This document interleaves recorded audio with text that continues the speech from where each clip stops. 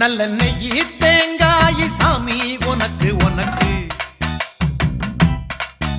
ஒரு நோயி தீண்டாத மெய்யி வேணும் எனக்கு